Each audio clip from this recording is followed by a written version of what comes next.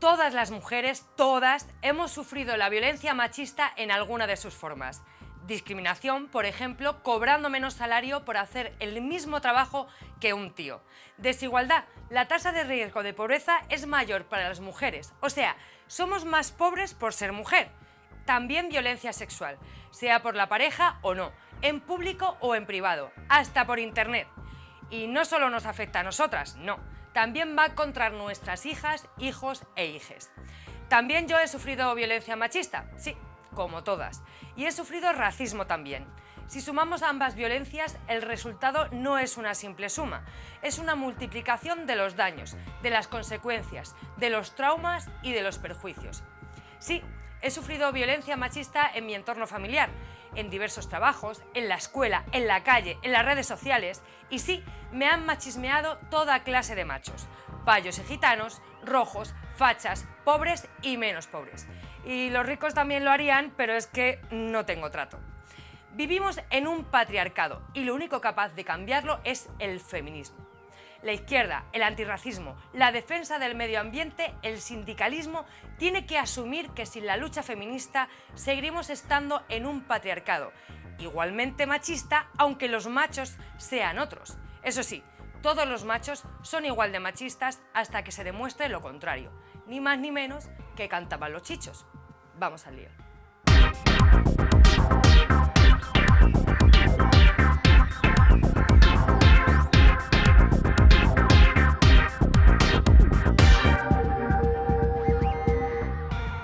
Bueno, hoy estamos con el corazón roto, como todo el Estado español, por lo que está pasando en Valencia. A pesar de esto, vamos a hablar de violencias machistas, vamos a hablar de agresión sexual, que es algo que ya estábamos preparando y habíamos quedado con todo el mundo para hacerlo hoy. Entonces queríamos mandarle un abrazo grande a la comunidad valenciana. Yo, que soy de un pueblo de allí, no puedo volver, aquí estoy estancada en Madrid, impotente por lo que está pasando, pero también queremos decir que desde CGT, Comunidad Valenciana, hay una cuenta bancaria a la que todo el mundo puede donar y se gestiona desde CGT Valencia. Así que comenzamos con este programa sobre agresiones sexuales que, aun con este pesar, pues creo que también se tiene que hablar de esto. Así que tenemos un panel increíble, estoy muy contenta y muy orgullosa de que estéis aquí y os agradezco a todas. Empezamos por Nerea, aunque creo que no es necesario que se presente porque es hiperconocida, famosa.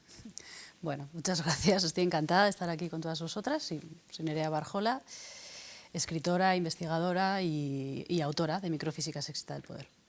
Increíble este libro, de verdad.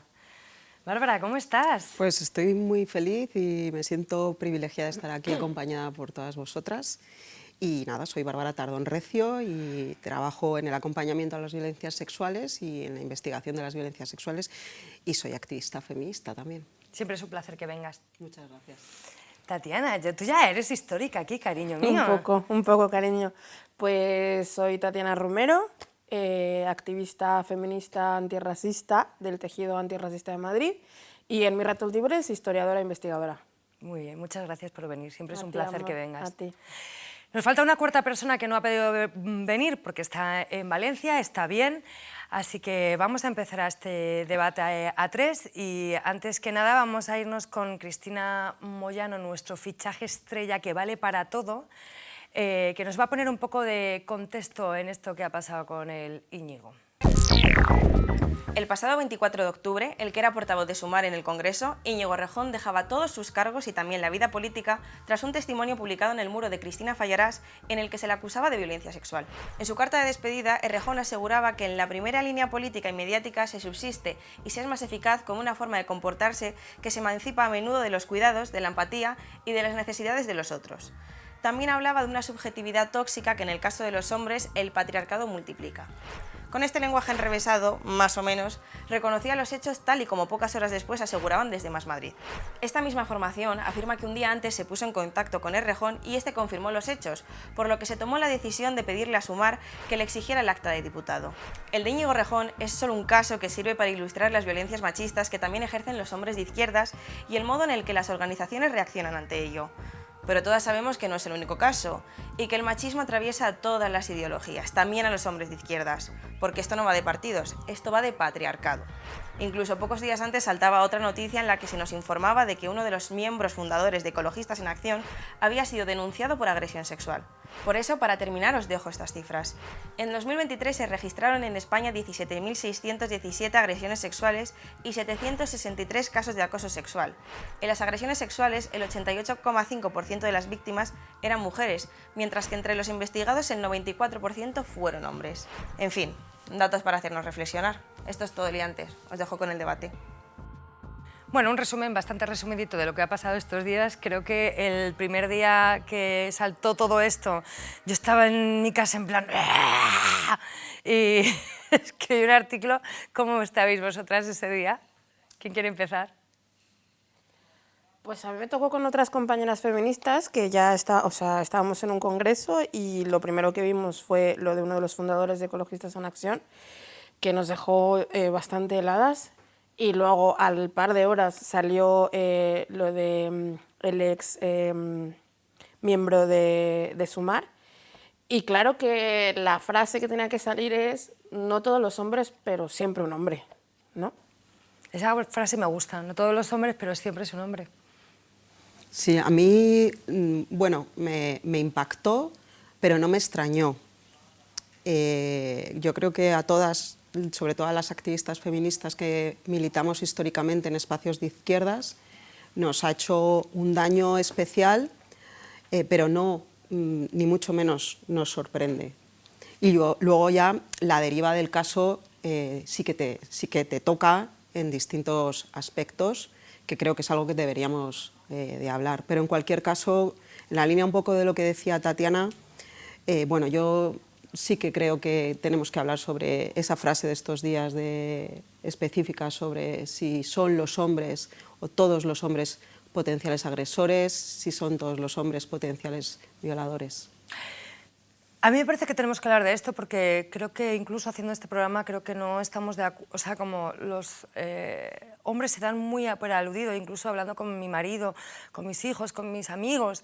Esto pasa todo el rato, ¿no? Como que se sienten fatal, en plan, se sienten súper aludidos. Entonces, ¿qué hacemos?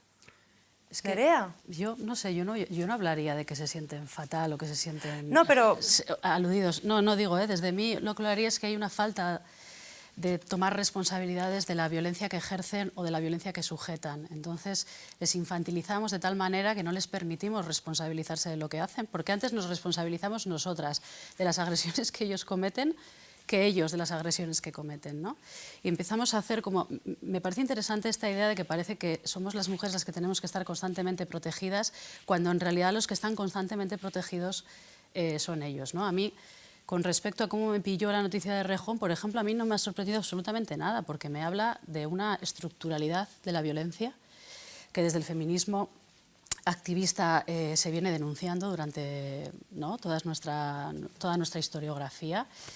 Y a mí me decían, ¿tienes algo que decir? ¿No? Me llamaban los medios de comunicación, que por ejemplo no he hecho ninguna entrevista, y ¿tienes algo que decir de Errejón? Y yo por dentro pensaba, no tengo absolutamente nada que decir de Errejón, pero tengo todo que decir de la estructura. Y claro que tenemos agresores en la izquierda, por supuesto. Igual que tenemos agresores en casa. Igual con nuestros padres nos agreden, ¿no? O sea... Bueno, pero justo esto que se han aprendido súper, ¿no?, como lo típico del aliado, ¿no?, que se han aprendido el discurso y que encima como que saben más de esto incluso que nosotras, que es un poco lo que le pasa a Errejón y lo que le pasa a tantos dirigentes de izquierdas. ¿Por qué te ríes? Es verdad.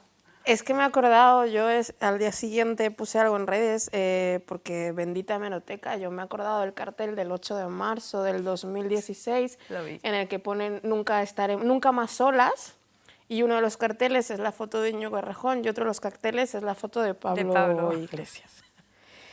Entonces, claro, me he reído porque a mí en realidad me parece que es un poco más de lo mismo siempre, ¿no? O sea, los hombres me explican cosas. O sea, para mí el papel ese del aliado, que no creo que se pueda ser aliado, siempre rescato a Mayoko cuando dice que hay que estar en alianza, pero que ser aliado per se es un absurdo. Pero a mí me parece que ese papel del aliado no es una cosa más que una vuelta de tuerca nueva para seguir ejerciendo violencia y para seguir invisibilizando, ¿no? O sea, no sé, pienso también con el caso de Pelicot, ¿no? Que ella decía, es que puede ser, o sea, para mí era un compañero ideal, ¿no? O sea, puede ser tu novio, puede ser tu vecino, puede ser tu... Y yo me acuerdo que también les preguntaba a las compañeras en redes, ¿no tenéis miedo de que vuestro novio, vuestro hijo, vuestro padre, vuestro hermano sea un violador? Porque yo sí. Yo también. Yo tengo miedo que mi padre sea un violador, yo tengo miedo que mi hermano sea un violador, yo tengo miedo que mis compañeros de militancia sean un violador. Entonces, claro, si 7 de cada 10 mujeres que conocemos ha sufrido algún tipo de agresión sexual, igual la cifra no es correcta, pero Bárbara me la dará, ¿no? Es que no disponemos de cifras realmente, porque la verbalización de lo que es la violencia sexual implica tanta culpa y tanta vergüenza que las propias cifras oficiales la invisibilizan. Por eso las voces de las víctimas están totalmente ocultas.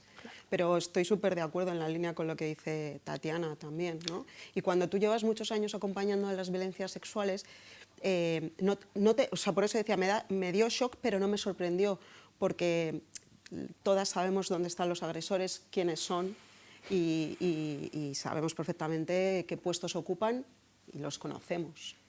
Luego, creo que además dentro de las mujeres que somos heterosexuales como yo, por ejemplo, hay un enredo, no tengo ningún problema en decirlo, que tenemos un enredo machista y patriarcal en entornos de izquierdas feministas que es el momento de que pongamos sobre la mesa, porque terminamos salvando a los hombres que están en nuestros entornos y en nuestras vidas. Por eso nos impacta tanto casos como este, y es una realidad muy dolorosa para nosotras.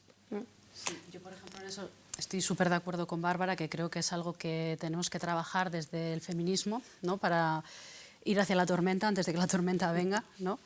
Y es esta idea también de que hay como un miedo, o sea, esta idea de que el miedo va a cambiar de bando, yo no pensaba que pudiese ir en algún momento contra nuestras compañeras, ¿no? Porque yo creo que también hay compañeras que tienen miedo de que salgan agresiones que han cometido sus compañeros, ¿no? Como decías tú, sus hijos, sus hermanos, ¿no?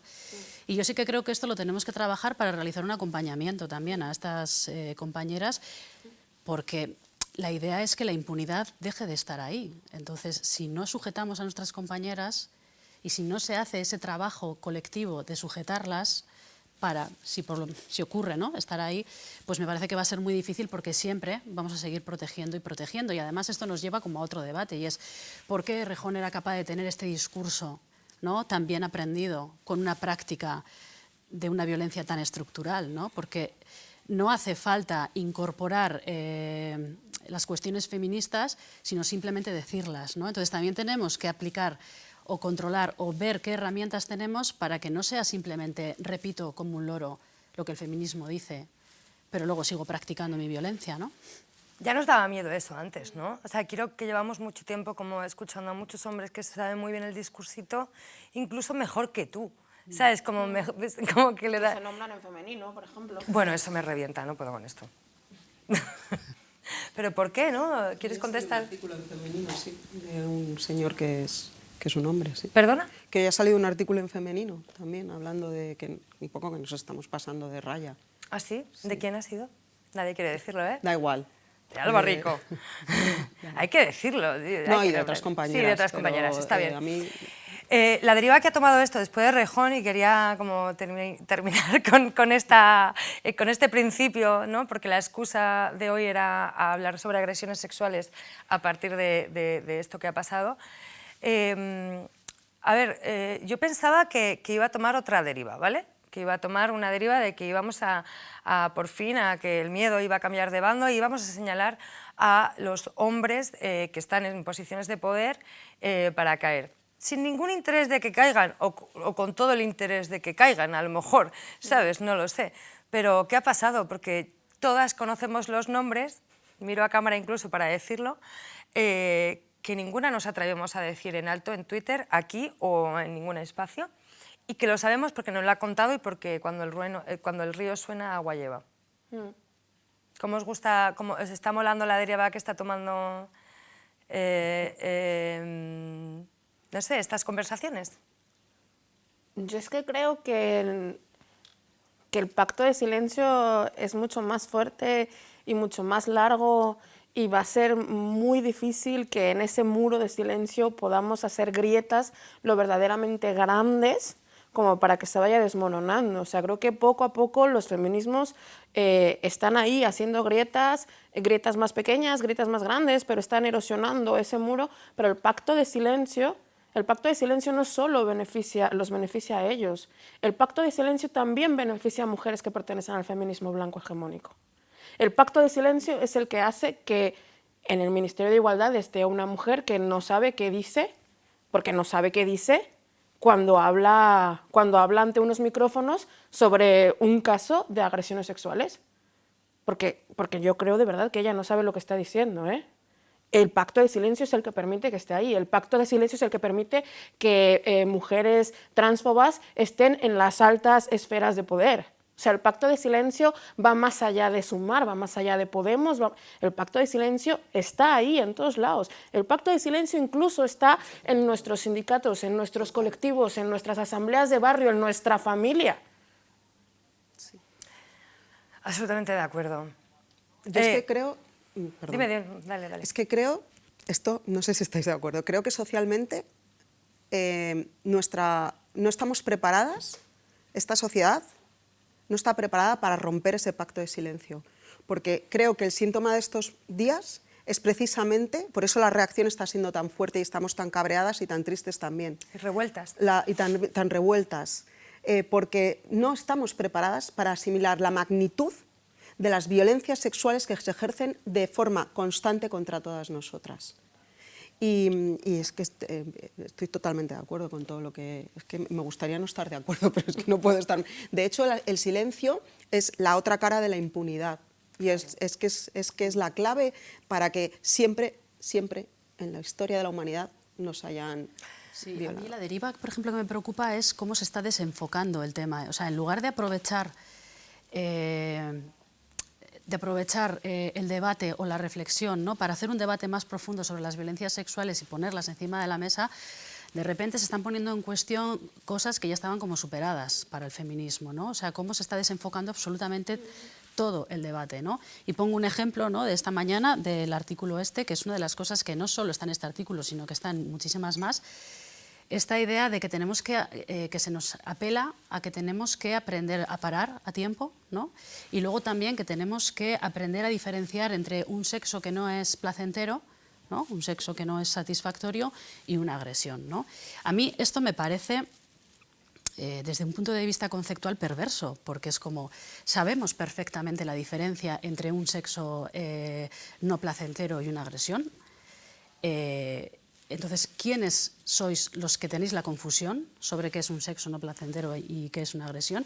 ¿Y quiénes sois los que no sabéis parar? Porque si tú me estás pidiendo a mí que pare a tiempo es porque tú no sabes parar a tiempo, algo estás proyectando, ¿no? Entonces, a mí lo que me preocupa de este debate es la deriva conceptual que está tomando, que en lugar de sentarnos a generar nuevas herramientas a partir de cuestiones que ya están siendo superadas, no digo que esas herramientas tengan que ser... tenemos que hacerlas entre todas, pero tenemos que construir. No podemos construir a partir de destruir lo que ya tenemos conceptualizado, ¿no? Y mucho menos permitir que se ponga en cuestión lo que ya está conceptualizado. Me recordaba un poco a esta cosa que dicen cuando no saben lo que es racista o no saben lo que es machista o no, cuando el machismo y el racismo es totalmente objetivable, cuantificable. O sea, lo es todo el rato, ¿no? Lo que pasa es que, claro, es como que creen que está en una nebulosa, pero no está. Perdón, estoy opinando muchísimo. Queremos que opines, porque así es todo mucho más interesante, compañera. Gracias, mi amor. Bueno, este caso va mucho más allá de Rejón y teníamos que hablar de esto, pero tiene que ver todas estas agresiones sexuales, acoso sexual, con el conocimiento general, con el tipo de educación sexual que hemos tenido, cómo nos tomamos las relaciones. Por esto de solo el sí es tan fundamental. ¿Y qué hacemos? Porque ¿qué nos hace falta? Nos hace falta leyes, nos hace falta programas de televisión que nos cuenten cómo debe de ser el sexo o qué podemos encontrarnos ahí. No sé, se me ocurren muchas cosas que preguntaros, ¿no? Hay un al lío del sexo, ¿eh? ¿Lo puedes recomendar? Claro, recomiéndalo. Hay un al lío con el sexo que creo que es el programa más visto de todos porque, claro, como buscas sexo, haces clic. Tienes que plantear un programa solo de sexo. Es que se hizo solo de sexo. Pero no, me refiero como por capítulos. Ay, porque yo lo intenté en el guapísimo. Ministerio de Igualdad y fue imposible. Yo no me voy a meter en el tema de la educación sexual y tal porque no me siento cómoda ahí. Con lo que sí me voy a meter es con que a mí me parece que las agresiones, la violencia sexual, en general el machismo, es algo que está relacionado con el ejercicio del poder, más allá que con el deseo. O sea, está íntimamente relacionado con el ejercicio del poder. Rita Laura Segato, en su investigación con hombres violadores en Brasil, ya hizo una investigación durante 10 años con hombres que estaban en prisión por haber violado. En esa investigación Rita dice que violan por el hecho de poder hacerlo, ni siquiera por algo relacionado con el deseo sexual. Y lo hacen para interpelar a su congénere masculino. Violan para que otros hombres vean cómo violan. Agreden para que otros hombres vean cómo agreden. Porque eso les valida en la construcción de lo que Errejón llama subjetividad tóxica. Dios mío, es que no puedo, me río por no llorar. Pues esa subjetividad tóxica se ve legitimada por otro hombre. Finalmente son hombres hablándole a hombres y utilizando ese poder para oprimir, violentar, etcétera, etcétera, a mujeres. A mí me parece que es un tema estructural y sistémico, el tema de la violencia hacia las mujeres, y el tema de la violencia sexual hacia las mujeres es una parte más del tema de la violencia hacia las mujeres. Nerea, la verdad es que a mí tu libro me ha dejado alucinada. Creo que te lo tienes que leer como 4 o 5 veces más, ¿no? Para tal, pero me he escrito una frase, ¿no? Que tú dices, que afirmas que la violencia machista como fundamento original del cuerpo social es un bien común que permite la continuidad del status quo sexual. Y estoy totalmente de acuerdo con esto. O sea, la violencia machista le va muy bien al patriarcado y quería preguntarte si el caso Errejón, ¿no? Que era un poco también parecido a lo que dice Rita, ¿no? Sirve para reforzar esos miedos de las mujeres incluso en aquellos espacios que supuestamente deberíamos de estar seguras.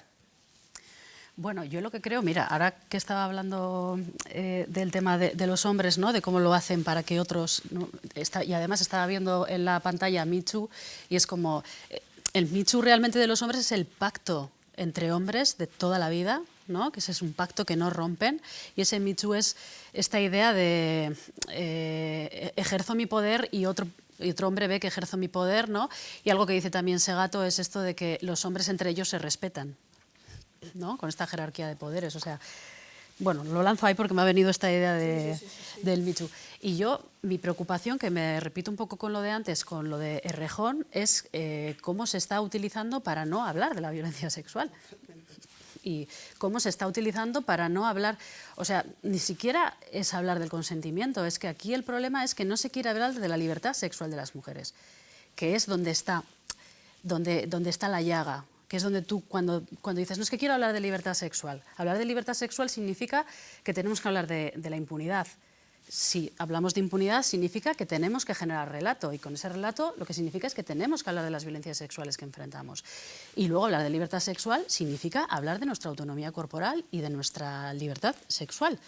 Pero no hablamos de sexualidad, porque en cuanto las tías hablamos de sexualidad, o sea, ese es un debate al que no llegamos, no entramos, ¿no? O sea, no. Y si se pone la mirada en algún sitio, se pone en la sexualidad de las tías, pero de una manera como vosotras sois las que tenéis que liberaros el cuerpo, ¿no? Porque lo tenéis atado. Pero sin embargo no hablamos de la sexualidad de ellos, ¿no? O sea, no hablamos cómo está construida su sexualidad, por qué les gusta una relación de poder, por qué no les pone una relación de no poder. Hablamos de las prácticas, de que hay tías que no quieren hacer ciertas prácticas, que otras sí, pero tampoco se les deja tener agencia para tenerlas. Y sin embargo no hablamos de que también hay tías que quieren tener prácticas, por ejemplo, con un arnés y con un dildo con sus parejas heterosexuales y con sus hombres cis.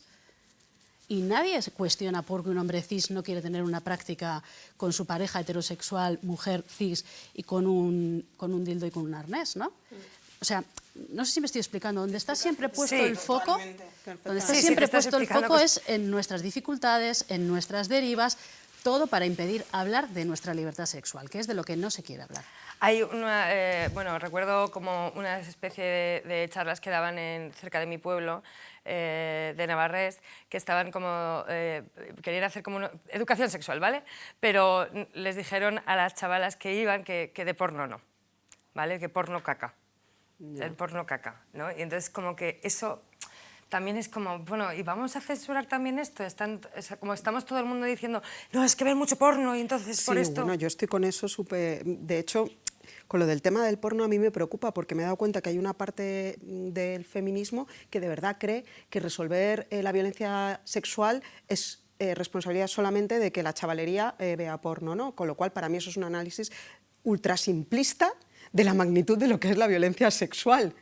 Y siempre lo digo. Y uniéndolo a la educación sexual, que por supuesto combatir las violencias sexuales trasciende la educación sexual, pero que la educación sexual y hablar de la sexualidad sigue siendo un tabú en este país y en el mundo entero. Y siempre recuerdo y lo repito, que una de las falacias de la izquierda fue la revolución sexual de los años 60, porque es mentira, es una mentira. Porque hablaron ellos de la sexualidad, pero nosotras nunca hemos podido hablar de la sexualidad. Y el sexo, cuando tú haces... Tatiana, que es historiadora, todas, o sea, no quiero decir que porque es historiadora, pero el sexo es poder en la historia, porque la sexualidad y el sexo lo que mantiene son los linajes y lo que mantiene son también a las familias, y es muy importante, por eso se controlan los derechos sexuales y reproductivos de las mujeres. Y aquí aprovecho, porque esto lo traslada muy bien Isabel Mellén, que es una historiadora maravillosa de Álava, que en su libro, que os lo recomiendo, de El sexo en el románico, y la mirada que tiene sobre las relaciones sexuales en el románico es completamente distinta a las que nosotras, con nuestra mente del siglo XXI, tenemos sobre lo que era la sexualidad en la época medieval. O sea, os cuento esta chapa, porque es mucho más profundo que no solamente la educación sexual, sino que hay que tener una mirada a largo plazo sobre el control de nuestros cuerpos. Qué interesante. ¿Y veis que la generación, yo soy millennial, como que la siguiente generación tiene otro pensamiento? Porque a mí mi hija me deja alucinada, pero las chavalas en plan que se llevan 10, 15 años conmigo, que son mis colegas, también me dejan alucinada, ¿sabes? Yo como que... No sé, como que nos han infundido, ¿no? Y tú eso también en el libro lo explicas, ¿no? Como que nos han infundido este miedo y de repente somos totalmente diferentes. Incluso las que hemos vivido una sexualidad muy, muy diferente por nuestra racialización, ¿no? Pues a mí lo que me pasa con la gente joven, por ejemplo, es... Bueno, yo no sé no sé qué soy, o sea, porque hay como muchas generaciones, ¿no? A ver, ¿cuántos años tienes? 44. Pero que, pues no sé. no sé. Soy youtuber. Pero bueno. Millennial y Z. Entre Digo, millennial y X. Millennial y X, o boomer. No, boomer, no, por Boomer favor. no, Baby es moon. boomer, Yo soy X, boomer, millennial, Z... Ah, ok. Bueno, y que yo veo o percibo yo una ambivalencia, que es, por un lado, las veo súper poderosas, ¿no? Las veo con una actitud que me habría gustado a mí tener, ¿no? Con 20, pero a la vez, por otro lado, o sea, veo que ha habido un auge de los discursos del terror sexual que siempre aparecen históricamente y cíclicamente, cada vez que hay un auge de la libertad sexual de las mujeres, que ha hecho mella. Yo, por ejemplo, eso lo he visto en las últimas investigaciones que he hecho de la diferencia entre el 2018 y después de la pandemia. O sea, como en el 2018, el que hice en el 2019, por ejemplo, las chicas más jóvenes, bueno, desde los 15 hasta los 30, conceptualizaban súper bien las violencias y lo hacían con una actitud muy de lucha, de calle, ¿no? De este es mi espacio y no lo voy a dejar, y cuando pasa la pandemia se da la vuelta totalmente a los resultados, y aunque tienen incorporadas las definiciones, salen totalmente armarizadas a la calle, armarizadas en el sentido de, pues, unas se compran un spray y pimienta, otras un taser, o sea, quiero decir, y con un terror sexual bastante incorporado, y eso solo lo podemos comprender en el contexto del auge de los discursos del terror sexual y de la extrema derecha y del negacionismo de las violencias y todo este auge antifeminista. Creo que tendríamos que explicar esto para la gente que nos está viendo, qué es esto del terror sexual, y a lo mejor puedes hacer promo de tu libro. No, bueno. Bueno, el terror sexual es como una dinámica patriarcal, ¿no? Que a través de diferentes mecanismos, como pueden ser los medios de comunicación o la forma en la que las personas tenemos de comprender y trasladar las violencias sexuales, pues incorporamos la disciplina del terror sexual y entonces pues dejamos de hacer ciertas cosas, ¿no? O bien siempre necesitamos volver acompañadas a casa por miedo a una agresión sexual, nos reducimos espacios, nos reducimos actividades, nos reducimos deseos, ¿no? Y esto tiene que ver con todos los mensajes aleccionadores que constantemente estamos lanzando como sociedad de lo que nos puede ocurrir en el caso de transgredir ciertas normas, que pueden ser salir de fiesta, irte a casa con el tío que te gusta, que el elemento transgresor es que es un desconocido, quedar con el tío que te gusta a través de Tinder, etcétera, etcétera, ¿no? Siempre hay un elemento transgresor por el que se nos va a responsabilizar y por el que nosotras tenemos que autocontrolar y nos autocastigamos, ¿no? Eso sería un poco el terror sexual. No sé si alguna quiere hablar, pero te iba a preguntar, iba a entrar con el tema de los linchamientos y de todo esto que se ha hablado de linchar a Íñigo Errejón. Y de todos los linchamientos estos que se hablan de no hay que lincharle, o sí hay que lincharle, o que ahora vamos a linchar a toda la gente de izquierda, ¿no? Y a mí me ha hecho pensar mucho en el hecho de que nosotros, ¿sabes? Como ese debate que se está teniendo de no vamos a señalar a nuestro compañero de izquierdas porque si no la ultraderecha lo va a utilizar y no sé qué, no sé cuánto, todo este mecanismo, este debate ya lo teníamos nosotras con nuestros hombres, o sea, todo el rato, ¿no? Entonces, te quiero preguntar una cosa muy específica y es, ¿crees que en el antirracismo tenemos que revisarnos el feminismo? A ver, yo creo que esto que has dicho, nosotras lo venimos hablando ya desde hace muchísimo tiempo, ¿no? O sea, el antipunitivismo surge de comunidades racializadas que tienen que responder a las agresiones de los hombres al interior de estas comunidades racializadas y que no pueden acudir a la justicia punitiva o penal porque los van a meter a la cárcel. Y el complejo industrial carcelario, si hay vidas que se cobran, son las vidas de las comunidades racializadas. Entonces, nosotras empezamos a hablar de esto, nosotras empezamos a teorizar esto, nosotras empezamos a hablar de justicia restaurativa, nosotras empezamos a hablar de cómo prevenir el daño. O sea, no solo estamos hablando de que no podemos o no queremos acudir a la justicia penal porque eso impacta directamente en nuestras comunidades y en nuestra familia. Porque no solamente es que metamos al agresor a prisión, es que seguramente la madre de ese agresor tenga que cargar con los hijos de ese agresor y tenga que ir a prisión a mirarle, y etcétera, etcétera, ¿no? O sea, es muchísimo más complejo que solamente ir a denunciar a una comisaría. Entonces, nosotras empezamos también a hablar de cómo hacer para no tener que llegar hasta ahí, porque a mí me parece que el quid de la cuestión está en la prevención de la herida, está en la prevención del daño.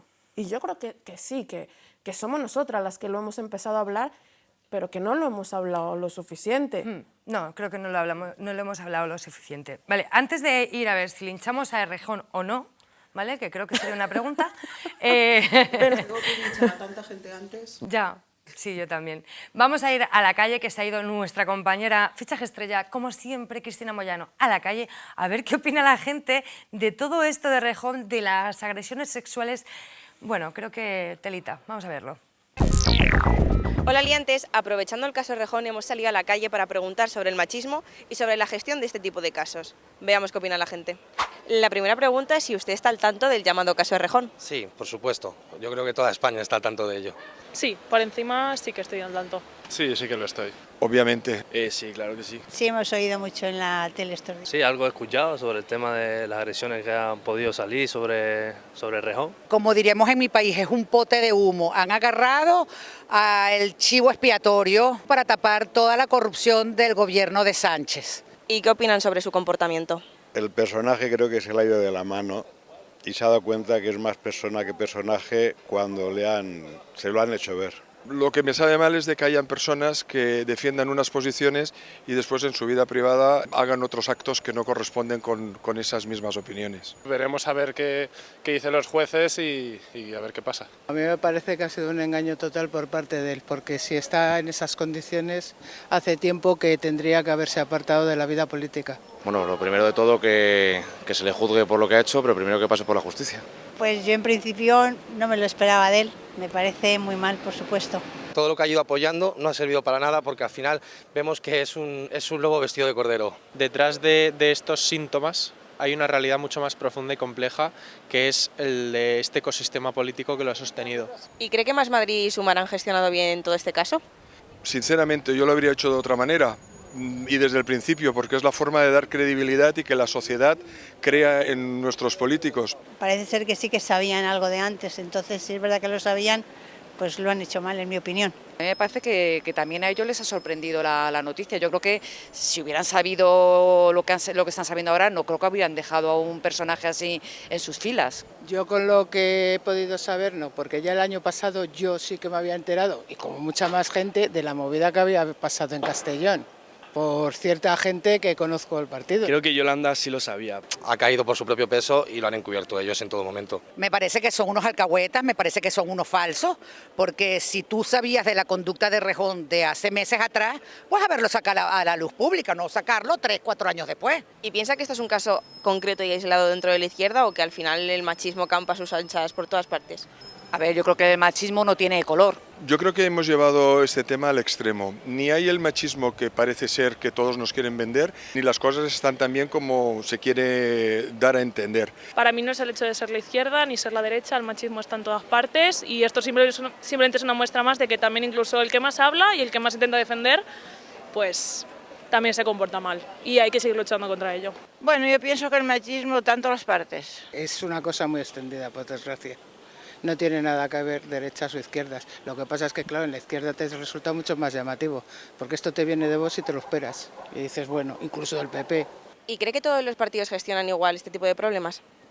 No, la derecha quiere penas más duras para los violadores, cosa que la izquierda no apoya tanto.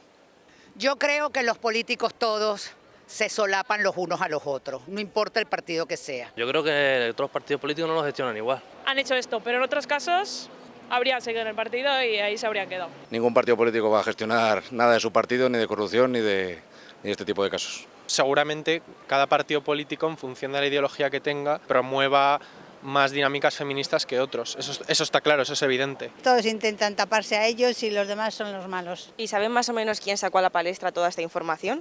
Cristina Fallarás. No sé, pero pienso que una mano peluda interesada en hundir Errejón. También es cierto que no estoy muy a favor de que una persona después de 5 años denuncie este tipo de cosas. ¿Y qué opinan sobre que pueda salir a la luz así este tipo de informaciones de forma anónima?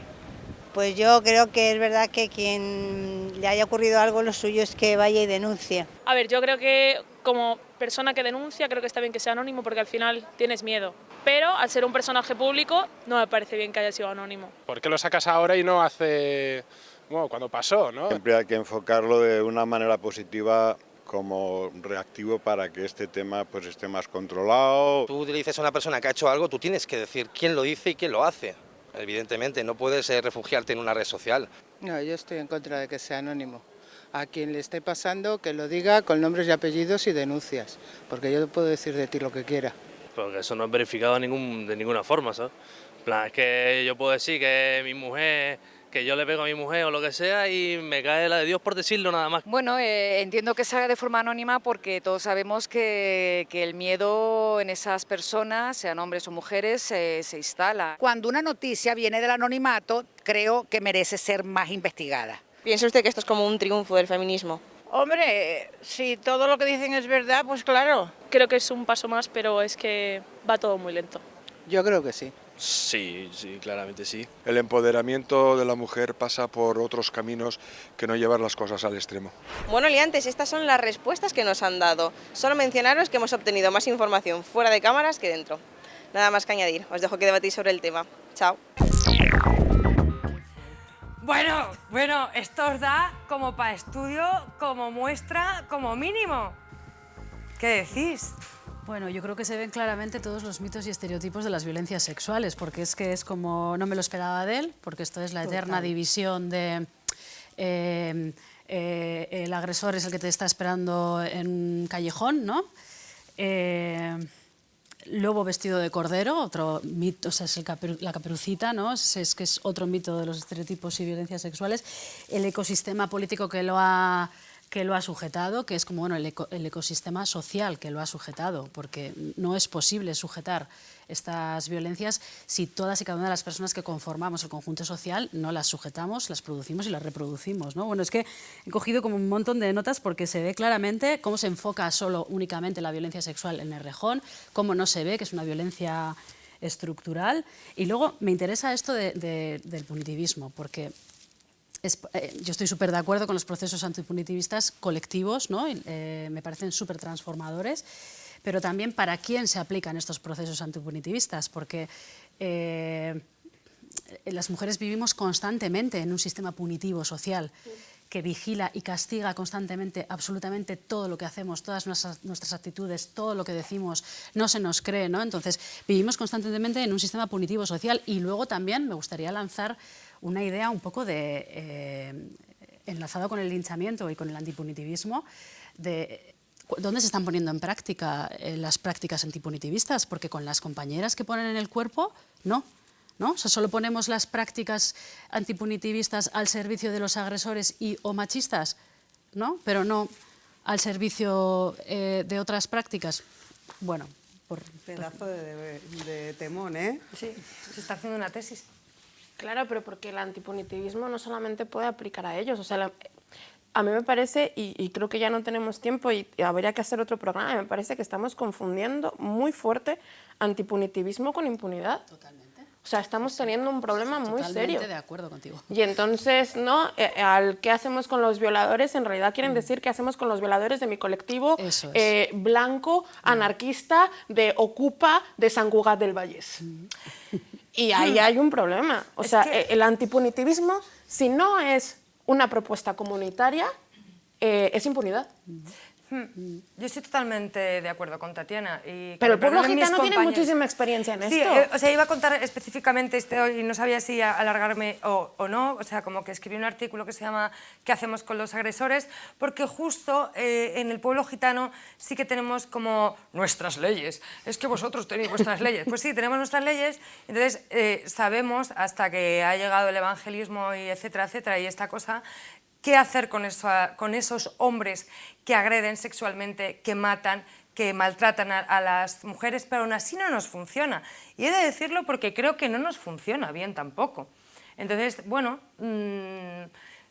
hay un intento por ahí de hacerlo y de echarlos y no sé qué. Creo que hay un ejemplo de Lupe, una mujer asesinada en Galicia, que está en YouTube, que podéis verlo, en el que salen los gitanos, hombres, a decir que se comporten como hombres. Esos no son hombres y no los queremos en Galicia y los echan de Galicia, ¿no? Cosa que en el feminismo no hemos conseguido, en la justicia, que sea al hombre al que se le aparte de la mujer y no a la mujer a que se le aparte de todo su entorno. Bueno, yo creo que eso es cambiar todo el modelo, también. Y yo creo Perdón, que estoy aquí... No, es que institucionalmente, y yo os lo digo que está en la institución, cambiar el modelo es una máquina de ingeniería. Cuéntanoslo. Que no podemos. No, lo único, como nos queda poco tiempo, quiero sacar... No nos queda poco tiempo, nos queda media hora. Dale. Solamente os quería comentar que hay un tema también de uno de esos grandes mentiras y mitos que aparecen en lo que la gente de la calle ha dicho, que es el de la denuncia, la terrible denuncia. Y ya que hay gente que nos está escuchando, me gusta señalar que las individualidades y subjetividades de cada mujer para decidir qué camino tomar o qué puerta abrir para ser reparada son, como digo, individuales.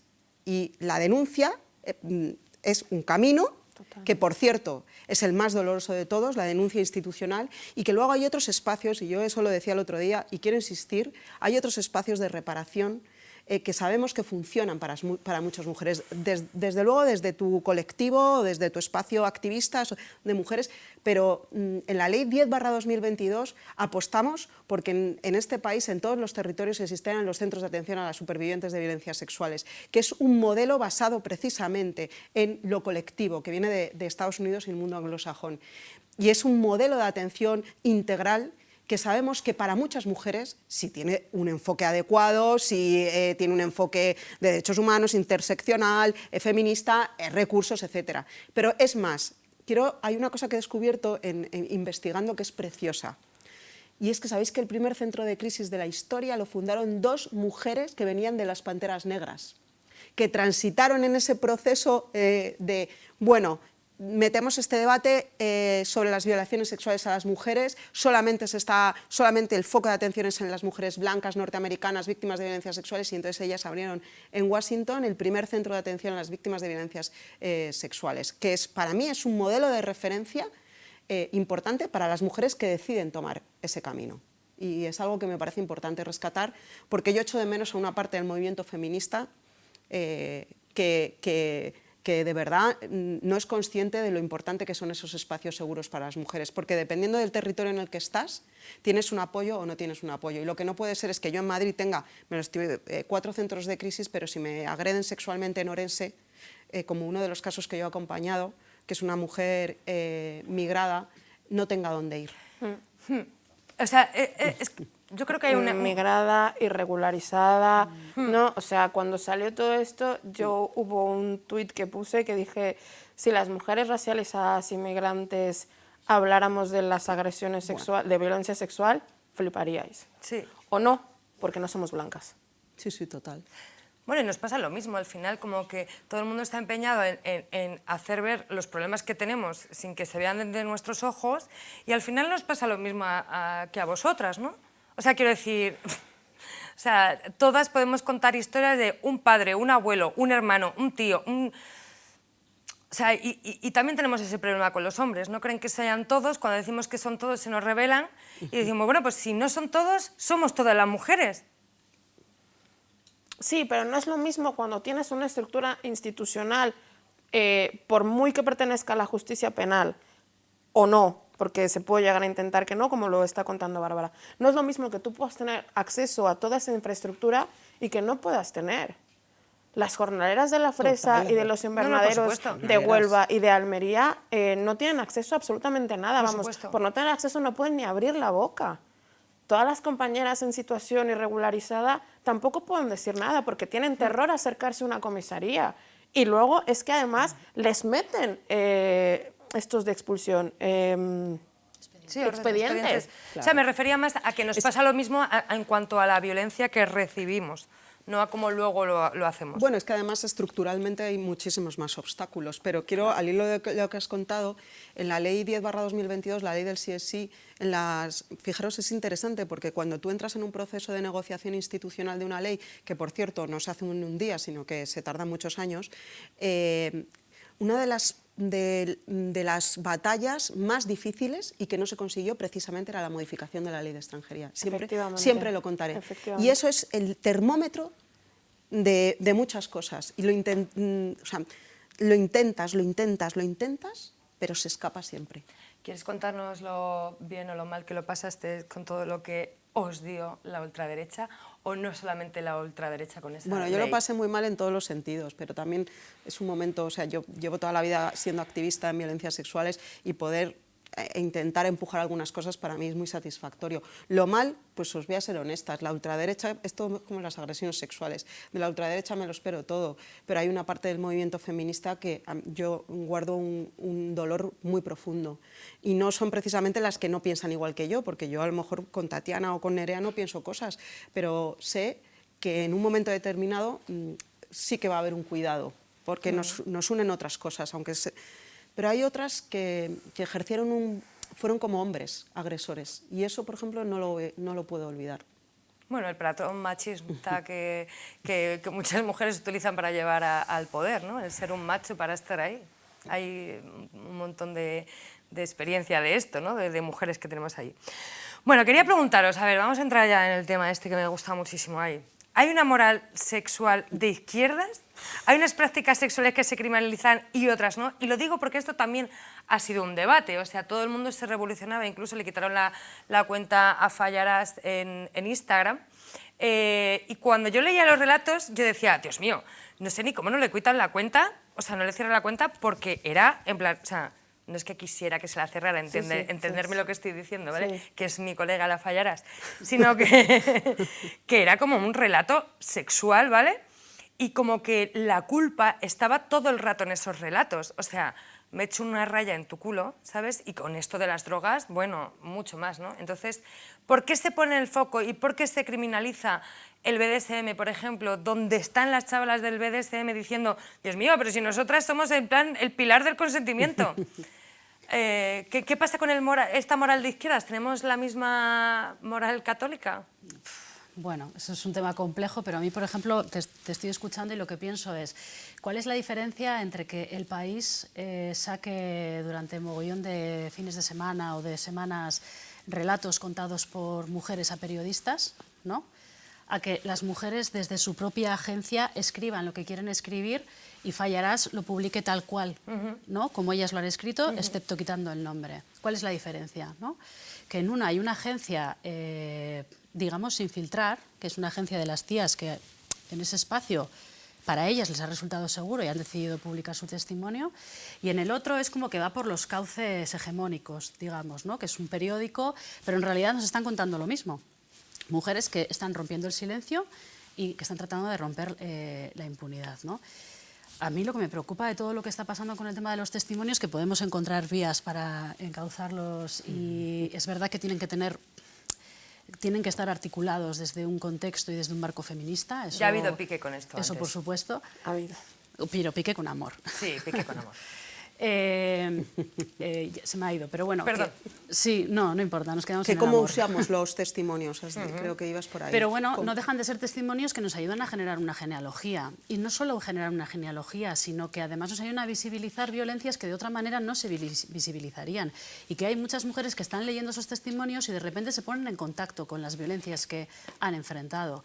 Y a mí esto me parece que es importante y me parece que es un material que tenemos que trabajar y articular, por supuesto, desde el feminismo, ¿no? Y que en ese narrar de las mujeres hay agencia.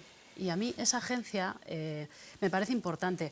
Y al hilo de esto me parece también algo o una dificultad que creo que está habiendo ahora, que es quitarles la agencia cuando empezamos a decir si podemos definir eso como agresión o no, ¿no? O sea, ¿quién soy yo para decirle a una mujer lo que ha sentido o no con la agresión que ha sentido o no? A mí no me interesa la graduación, me interesa el impacto que ha tenido la agresión en tu vida, ¿no? Y si en tu vida ha tenido impacto, tienes que tener derecho a contarlo, porque eso es agencia. Y decirnos a las mujeres que eso que nos ha pasado no es agresión, es decirnos que no tenemos agencia, y no solo eso, sino que es una cuestión de interpretación. Y si es una cuestión de interpretación, volvemos al mito y estereotipo de te lo habrás imaginado. Las cosas no han pasado como tú crees que han pasado. A mí me preocupa que se ponga el foco en las prácticas sexuales que no en la violencia sexual. Eso es. El tema es ese, ¿no? Sí. Yo no sé si hay una moral sexual de izquierdas o no, ¿sabes? Solo Alejandra Kollontai es mi pastora. Fuera de eso, no. No, porque es verdad, por ejemplo, también que el colonialismo nos ha hecho muchísimo daño porque ha impuesto una moral católica sobre la sexualidad, ¿no? Porque la homofobia surge de la imposición evangelizadora y colonial a los pueblos originarios, porque un montón de prácticas se han tachado y se han juzgado desde hace 500 años. O sea, es que esto no es nuevo, ¿no? En realidad, la moral sexual de izquierda es la misma moral de 1521 con la Inquisición ahí a todo trapo, ¿no? El problema es ese, que estemos hablando de prácticas sexuales y no de violencia sexual, ¿no? Sobre la cuenta de Cristina Fallarás, no es la primera vez que se la cierran, ya es la segunda vez que se la cierran, ¿no? Si es porque es explícito o no es explícito, pues yo no me lo creo, pero ese es otro tema. Pero siguiendo un poco con lo que ha dicho Nerea, y porque antes ha habido un poco ahí de pique amoroso, porque me parece que el simple hecho de vertir testimonios no es sanador, porque no genera ni contención, ni acompañamiento, ni sostenimiento. Y necesitamos de manera urgente que eso exista, porque salen por esa vía, porque lo triste y lo doloroso es que no tenemos otros canales para que las mujeres hablemos. No tenemos canales para romper el silencio, no tenemos canales para escucharnos, no tenemos canales para que una comunidad nos sujete y nos apoye cuando tenemos un caso de violencia sexual. A mí eso es lo que me duele, independientemente del Instagram de Cristina Fallarás o no. Que yo quiero que esto sea algo ¿no? comunitario y que me parece que en los feminismos populares tenemos una experiencia muy fuerte en aterrizar, por ejemplo, cosas como el Me Too o denuncias en Internet. Aterrizarlos al cotidiano. O sea, el feminismo de manera maravillosa ha logrado mostrar que no son casos particulares, que son sistémicos y sistemáticos. Total. No, yo al hilo estoy súper de acuerdo con las dos compañeras, bueno, en todo. A mí en el momento en el que nos encontramos me preocupa el silenciamiento de las voces de las víctimas. Creo que es una estrategia que se ha utilizado a lo largo de toda la historia de la humanidad con todos los grupos oprimidos y, por supuesto, también con las supervivientes de violencias sexuales. Creo que, o sea, negar la voz es una forma devastadora de tortura y yo lo veo así, desde la negación de la voz de las supervivientes que he acompañado o la negación de mi propia voz, habiendo vivido tocamientos y como todas hemos vivido lo que hemos tenido que vivir de una forma u otra. Por otro lado, sí que creo que existe una moral en la sexualidad de la izquierda y lo tengo clarísimo porque es que sigue el debate del sexo, o sea, es que no hablamos de sexo y por eso te encuentras con una sexualidad súper masculinizada, heteropatriarcal, todo lo que nos conocemos y las que somos heterosexuales. Me atraga. Tranquila, cariño. Se sale de todo, mi amor. De todo se sale. Y las que tenemos ahí un lío que te cagas. Entonces, no, yo es que además soy súper honesta, porque yo me encanta porque esto me lo sacaron la ultraderecha una vez que hablé en la tele, es que yo me he enrollado con ratas de cloaca de izquierdas, o sea, no sé cómo explicároslo. Y es que era un disciplinamiento sexual tan complicado. Yo me acuerdo que uno, si me está oyendo, que por cierto era...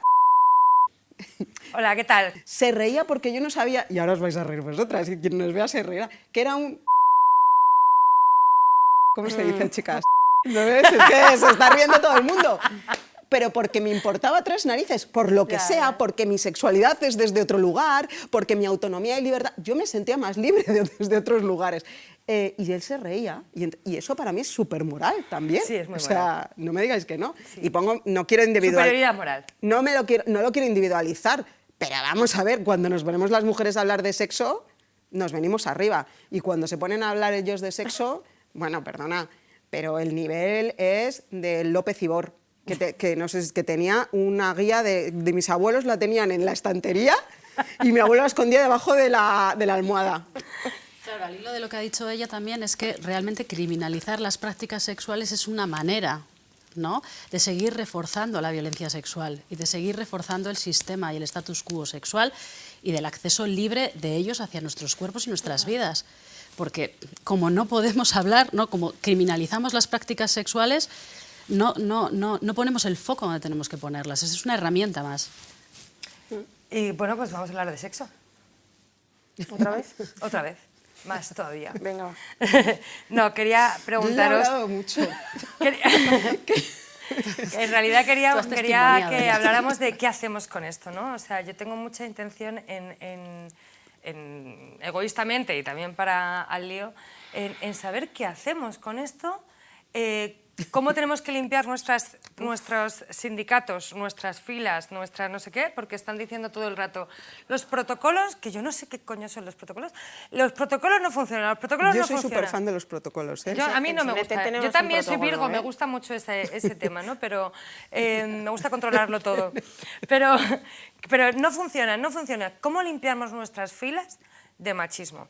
Porque yo el otro día busqué acoso sexual en Google, ¿vale? En el payo Google, a ver qué ponía, y acoso sexual es todo. O sea, todo el rato. O sea, quiero decir, que hablen de sexo delante tuya, que no sé qué, que te hagan comentarios sobre tu cuerpo. O sea, que yo sufro acoso sexual cada 5 minutos. Claro, esa es la trampa del patriarcado, es hacerte creer que otras cosas que no son acoso sexual son acoso sexual para que parezca que nosotras no sabemos diferenciar lo que es estar ligando o tonteando o haciendo el gilipollas, me da igual con alguien, que te estén acosando. Y eso es la trampa total. Lo que estás es difuminando realmente lo que es una violencia sexual. Entonces, ¿qué hacemos? Yo no creo que es que los protocolos no funcionen, yo creo que es que hay que llevarlos a la práctica. Exacto. Y no se llevan Invertir a la práctica. dinero, llevarlo a la práctica. Y no solo invertir recursos, dinero, sino que hay que hacer una introspección Total. y darte cuenta de que en toda la cadena de llevar a cabo un protocolo, igual ahí tú tienes que tomar decisiones, ¿no? Y igual en esa decisión tienes que poner sobre la mesa que es un amigo tuyo. Totalmente. Es que activar un protocolo el protocolo durísimo. funciona, lo que no funciona es la implementación del Sí. protocolo, porque depende de las personas. Sí. Y que también conozcan ellos el protocolo. Por supuesto. O sea, en CNT tenemos un protocolo maravilloso que se ha currado las compañeras de feminismos de CNT y ellos no conocen el protocolo. Entonces lo que estamos haciendo es formaciones dárselo a este para con el que me ellos entras. también, para que ellos, luego me pasas, para que ellos también conozcan el protocolo, ¿no? O sea, a mí me parece que hay algo como fundamental en esto, que es primero romper con la dicotomía víctima-victimario. O sea, no es solamente un individuo el que es responsable de que haya una agresión sexual o de que haya violencia sexual. Es todo un conjunto, por omisión, por pacto de silencio, por no. O sea, no es un señor, no es como vamos a echar a un señor porque ese señor es malo. No, si las estructuras del sindicato, de la empresa, del colectivo, del partido político están llenas de machismo, ya podemos sacar a 800 señores, que esto no va a cambiar. Entonces, a mí me parece que si rompemos esa dicotomía de víctima-victimario y nos damos cuenta de que el victimario es múltiple y por lo tanto las víctimas también son comunitarias, porque si tocan a una, respondemos todas, porque si mi compañera sufre violencia dentro del sindicato, yo estoy recibiendo violencia, porque mientras que ninguna de mis compañeras estén seguras en el sindicato, yo no voy a estar segura en el sindicato. Cuando veamos eso, a mí me parece, lograremos limpiar según qué espacios. Yo creo que hay otros que no voy a decir mi solución porque... Vale, vamos a hacer una rondita rápida, en plan, consejitos para CGT, ¿qué hacemos como sindicato? ¿Qué hace CGT y qué podemos hacer? O sea, como una rondita rápida para que se quede en la hemeroteca. Pues es que para mí lo fundamental es el debate. Y no tenemos tiempo, estamos todo el rato corriendo, todo el rato respondiendo, no tenemos tiempo de generar ni de producir, no tenemos tiempo de pensar. Y para mí yo creo que lo importante es, si hay seriedad y se quieren enfrentar las violencias sexuales, el sindicato se tiene que reunir. Y tenéis que debatir y generar herramientas y buscar expertas que os ayuden a generarlas. Muy bien. Educación obrera. ¿Sí? Educación obrera, compañeros. Educación obrera. Vamos a montar ateneos referentes a despatriarcalización. Y mujeres. ¿Cómo que mujeres? Que haya mujeres en todos los sitios. Ah, bueno, eso también. Esto yo lo digo. Nada, yo a mí, como me encantan los grupos de autoconciencia y la genealogía feminista, creo que las compañeras de CGT tenéis que hacer grupos de autoconciencia. Creo que es fundamental, que es una herramienta clave para luego transcurrir desde otros lugares. Y sí que voy a decir que apliquéis vuestro protocolo. Muy bien. Y sed valientes, que lo que ha dicho Tatiana me parece una coherencia extrema, ¿no? Atreverse a abrir un protocolo es acompañar en común. Compañero, atrévete a señalar a tu compañero. Muy bien, me gusta mucho eso. Bueno, Muchas eso es gracias un por lema. estar aquí, me ha encantado, me parece Gracias que se nos a ha quedado vosotras. corto. Leer, por favor, todo el mundo a Nerea, a Tatiana y a... Ay, Bárbara, perdón, Dios mío, es que me he puesto nerviosa. Y también quería mandar un besito muy grande a Fallarás y gracias todo el rato por su feminismo. Nos vemos el domingo.